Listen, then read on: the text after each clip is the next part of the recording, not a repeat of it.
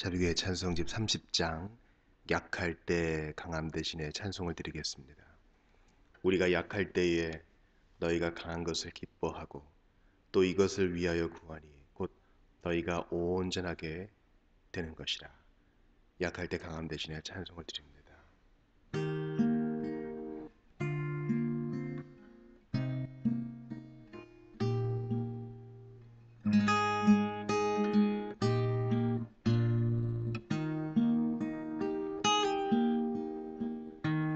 약할 때 강함 대신에 나의 보배가 되신 주 나의 모든 것.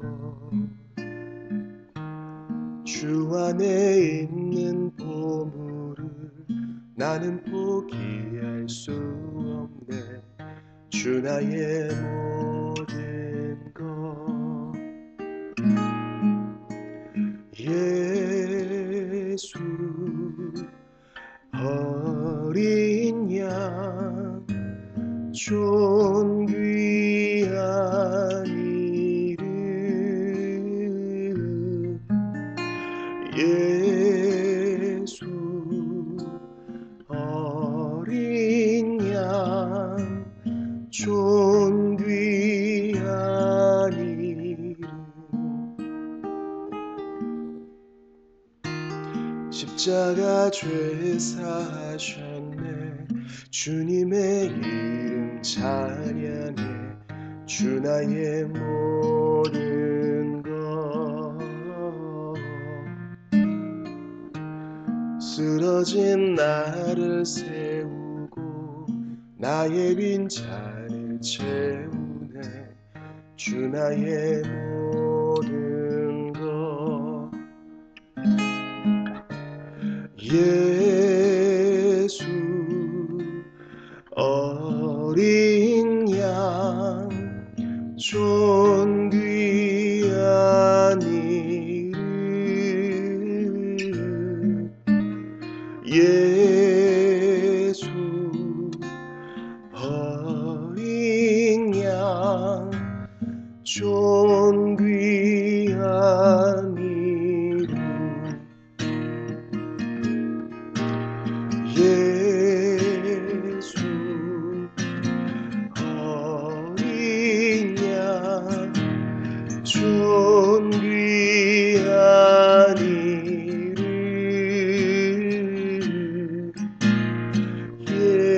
예수 어린 양 존귀한 이름.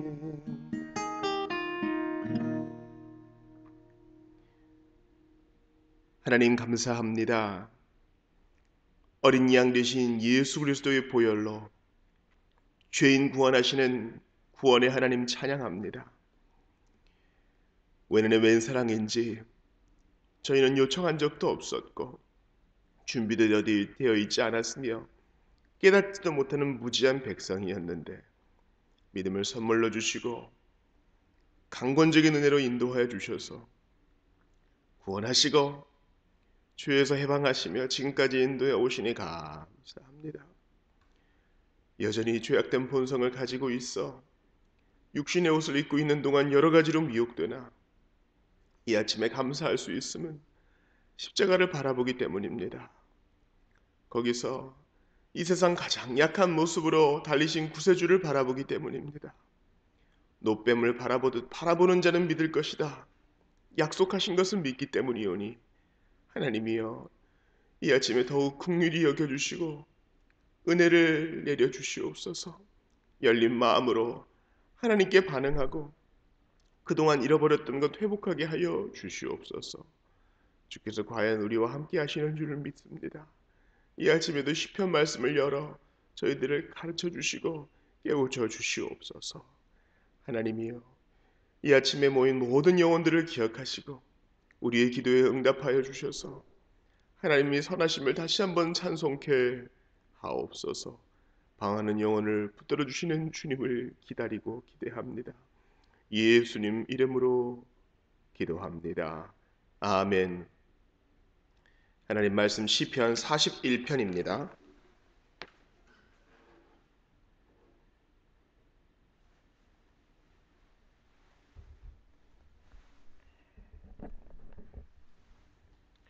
시편 41편. 가난한 자를 보살피는 자에게 복이 있으며 재앙의 날에 여호와께서 그를 건지시리로다. 여호와께서 그를 지키사 살게 하시리니 그가 이 세상에서 복을 받을 것이라. 주여 그를 그 원수들의 뜻에 맡기지 마소서. 여호와께서 그를 병상에서 붙드시고 그가 누워있을 때마다 그의 병을 고쳐주시나이다. 내가 말하기를 여호와여 내게 은혜를 베푸소서. 내가 주께 범죄하여 싸우니 나를 고치소서 하였나이다. 나의 원수가 내게 대하여 악담하기를 그가 어느 때에나 죽고 그의 이름이 언제나 없어질까 하며 나를 보러 와서는 거짓을 말하고 그의 중심에 악을 쌓았다가 나가서는 이를 널리 선포하오며 나를 미워하는 자가 다 하나같이 내게 대하여 수군거리고 나를 헤아리고 꾀하며 이르기를 악한 병이 그에게 들었으니 이제 그가 눕고 다시 일어나지 못하리라 하오며 내가 신뢰하여 내 떡을 나눠 먹던 나의 가까운 친구도 나를 대적하여 그의 발꿈치를 들었나이다. 그러하오나 주 여호와여 내게 은혜를 베푸시고 나를 일으키사 내가 그들에게 보응하게 하소서. 이로써 내 원수가 나를 이기지 못하오니 주께서 나를 기뻐하시는 줄을 내가 알았나이다. 주께서 나를 온전한 중에 붙드시고 영원히 주 앞에 세우시나이다. 이스라엘의 하나님 여호와를 영원부터 영원까지 송축할지로다. 아멘. 아멘.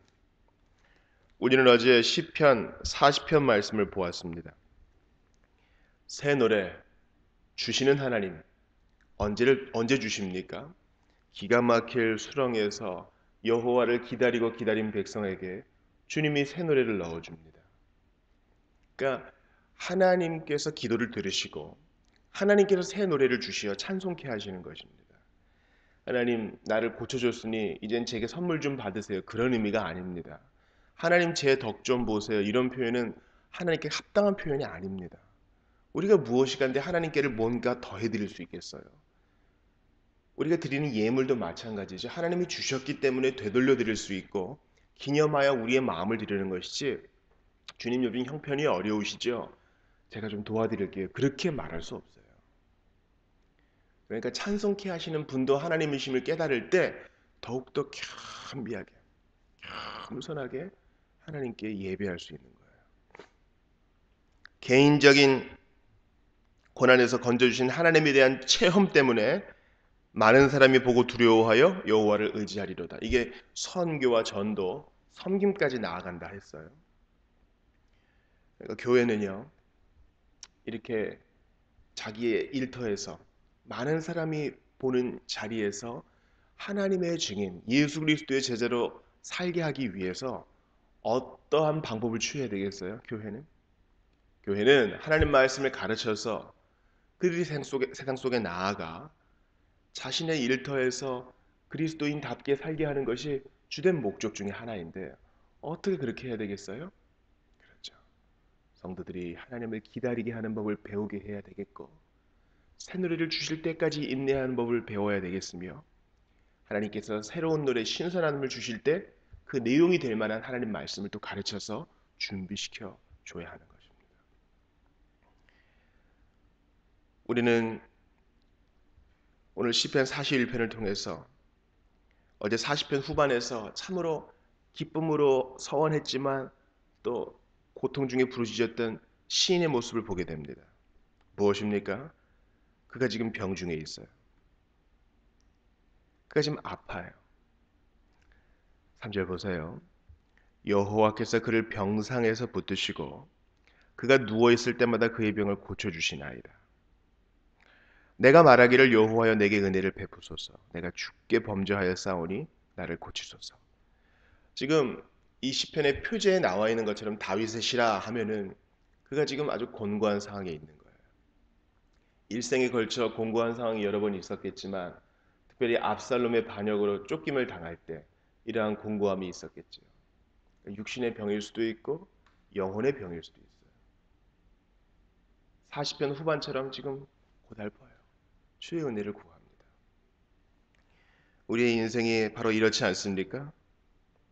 하나님 앞에서 우리의 고달픔을 토해내면서 주님 도와주십시오. 간절히 매어 달리는 것이 바로 우리의 모습 아니겠어요? 그때 다윗을 배반한 자가 누구입니까? 바로 아히도벨입니다. 정말 믿었던 참모이고 총리였는데 한순간 마음을 돌려가지고 압살롬의 편에 서게 되죠. 그러나 하나님께서 아히도벨의 계략을 그죠? 무력하게 하셔서 사람들로 하여금 그 귀를 닫게 하셔서 그가 참 총명하게 좋은 전법을 제안했지만 그것이 무시당하게 하셔서 그는 모든 걸 정리하고 고향에 내려가 목매달아 죽게 됩니다. 이 악인에 대한 복수를 다윗 스스로 한 것이 아니라 하나님께서 하게 하신 겁니다. 왜 그 아히도벨의 마음이 무너지게 하셨을까요? 하나님께서는 의인에게 스스로 칼을 들게 하지 않아요. 그 마음을 바꾸심으로 보복하시고 보수하시고 신원하시고 의인을 세워줍니다. 돌아오는 주일에 우리가 탕자의 비유 배울 거거든요. 놀라운 이제 잃어버린 자에 대한 비유에 대한 절정이죠. 수군대는 바리새인과 서기관들에게 하나님은 너희 같은 자를 기뻐하지 않으시고 하늘에서는 너희와 정반대의 일들이 일어난다 얘기하시면서 마지막 비유로 탕자에 대한 비유 말씀하세요. 근데 똑같이 잃어버린 거, 뭐 드라크마처럼 양처럼 잃어버린 것이라는 것은 변함없어요. 근데 문제는 뭐예요? 양을 찾으러 목자가 가요. 드라크마를 찾으러 여인이 애써요. 근데 이번에는 아버지가 탕자를 찾아서 나가진 않아요. 그죠? 하나님이 어떤 방법도 쓰신다는 거예요. 그 탕자의 마음을 바꿔줘요. 내가 여기서 죽여 죽겠구나. 생각이 변화가 있어요. 내 아버지의 집에는 품꾼도 편안히 먹고 배불리 먹는데 내가 아버지 집에 가서 품꾼이라도 돼야 되겠다. 그런 마음이 변화가 일어나요. 예전에는 지긋지긋한 아버지의 집에서 노비처럼 사는 게 싫었는데 이제 타향해서 모든 걸 다 잃어버리고 나니까 마음의 변화가 일어나요. 아버지께 돌아가야 되겠다. 그런 마음이 생겨요. 하나님이 그 배후에 계신 거예요. 아버지는 아마 매일매일 동구 밖에 나가서 기도하며 그 아들을 기다렸을 거예요. 하나님이 어떻게 일하십니까? 마음의 변화를 일으키셔요. 그러니 악한 자에게도 마음의 변화를 일으키시고 의인에게도 마음의 변화를 일으키십니다. 악한 자에게는 마음의 변화를 일으키셔서 하나님의 보복을 일으키게 하시고 보복을 받게 하시고 의인들에게는 마음의 변화를 일으키셔서 더욱더 그분을 섬기게 하세요. 그러니까 우리가 40편과 41편에서 40편에서는 하나님의 주권, 오늘 41편에서는 하나님의 견인에 대해서 배우는데 거기에 대해서 우리는 이 교리를 배울 때마다 납작 엎드려서 감사할 것밖에 없는 거예요. 하나님이 하시니. 하나님이 다 하시기 때문에 내가 뭐 할 거 없다. 그런 건 아니에요. 악한 자를 다윗은 어떻게 설명합니까? 나를 보러 와서는 거짓을 말하고 그의 중심에 악을 쌓았다가 나가서는 이를 널리 선포한다. 그랬어요. 악한 자는 와서 좀 어떠십니까? 하지만 속으로는 언제 죽나 이렇게 얘기하는 거죠. 그것은 바른 태도가 아닙니다. 나를 미워하는 자가 다 하나같이 내게 대하여 수군거리고 나를 해하려고 꾀한다. 그래요. 그러나 9절 보세요. 내가 신뢰하여 내 떡을 나눠 먹던 나의 가까운 친구도 나를 대적하여 그의 발꿈치를 들었나이다. 이게 아주 노골적으로 말하죠. 누가 내 대적이라고요? 내가 신뢰했던 내 친구. 요한복음 18장에서 이 말씀이 성취됐어요. 누구에게 성취됐어요? 예수님께. 누구를 통하여? 가룟 유다를 통하여. 나와 함께 떡 먹던 친구가 나를 배반했다는 거예요. 우리는 시편 기자, 특별히 다윗의 공부함을 통해서 다윗은 모형이에요. 뭐를 가리키는 모형이에요? 그리스도. 고난당하신 그리스도. 시험받지 않으시고 유혹받지 않으시되 죄짓지 아니하시는 그리스도. 온전한 우리의 왕을 보게 되는 것입니다. 그의 가까운 친구, 아니 가장 가까이에서 그를 섬겼던 사도라 했던 유다의 배반. 시편 말씀을 응하게 하려 하심이니이다. 이 모든 것을 하시는 예수께서는 공생의 기간 동안 얼마나 마음이 아프셨을까요? 나의 가장 가까운 친구가 내게 발꿈치를 들었나이다. 그러니 여러분, 오늘을 살아갈 때, 이전을 살아가셨을 때, 앞으로를 살아갈 때 우리에게 비수를 꽂는 사람은 항상 가까운 사람이에요. 모르는 사람도 있겠지만 우리는 가까운 사람을 통해 상처를 받고 마음에 큰 짐을 얻게 됩니다. 그때마다 이 말씀을 기억하세요. 아, 예수님도 아히도벨은 누구예요? 밧세바의 할아버지잖아요. 가까운 사람에게 배반을 당했지. 예수님이 왜 십자가에 달리셨는가? 그의 제자 중 하나가 그를 팔았지. 예수님도 그러셨고 다윗도 그랬는데 나도 그럴 것이다. 당연하게 여겨야 돼요. 제가 지난주 토요일에 어떤 분과 교제하면서 조나단 에드워즈도 그의 사랑하는 교인, 그 위대한 설교가도 그의 성도들에 의해서 쫓겨남을 당한 것이죠. 웨슬리는 어때요? 자기 부인에게 의해서 머리채를 잡히고 자기 부인에 의해서 문서들을 대적들에게 노출되고, 우리는 가까운 사람에게 의해 이러한 아픔을 겪게 됩니다. 그럴 때마다 내가 다를 소냐? 예수님도 그러셨고 신앙의 선배들도 그랬는데 내가 지금 이러한 아픔을 가까운 사람에게 받는 것은 하나님의 사람인 연고로다. 그렇게 믿으시면 돼요. 그러니 그럴 때마다 낙담할 게 없어요. 우리가 예수님보다 더 좋은 길을 걸어가겠다. 어떻게 그렇게 영화를 누리면서 천국에 갈 생각을 하십니까? 천국 가는 길은 좁은 길이에요. 우리가 바른 길을 가고 있다는 증거이니 그때마다 기뻐하시기를 바랍니다. 그러하오나 주 여호와여 내게 은혜를 베푸시고 나를 일으키사 내가 그들에게 보응하게 하소서. 내가 그들에게 보응하게 하소서는 하나님께서 은혜를 베푸셔서 내가 회복되면 이것이 그들에게 부끄러움이 될 것이니 내가 직접 칼로서 뭐 하겠습니다. 그게 아니에요. 주께서 회복시켜 주시옵소서라는 고백입니다. 내 원수가 나를 이기지 못하오니 주께서 나를 기뻐하시는 줄을 내가 알았나이다. 주께서 나를 온전한 중에 붙드시고 영원히 주 앞에 세우시나이다. 뭡니까? 주께서 나를 온전한 중에 붙드시고 영원히 주 앞에 세우시나이다. 성도의 견인. 하나님께서 성도를 인내하게 하시고 끝까지 참아 구원에 이르게 하시는 거예요. 언제? 병중에. 언제? 모함을 당할 때. 언제? 낙심될 때. 언제? 모든 걸 포기하고 싶을 때. 언제? 내가 직접 칼을 뽑아서 보복하고 싶을 때에도 하나님께서는 성도를 온전한 중에 붙들어 주십니다. 아멘. 하나님께서는 성도를 영원히 주 앞에 세우십니다. 아멘. 구원의 확신입니다.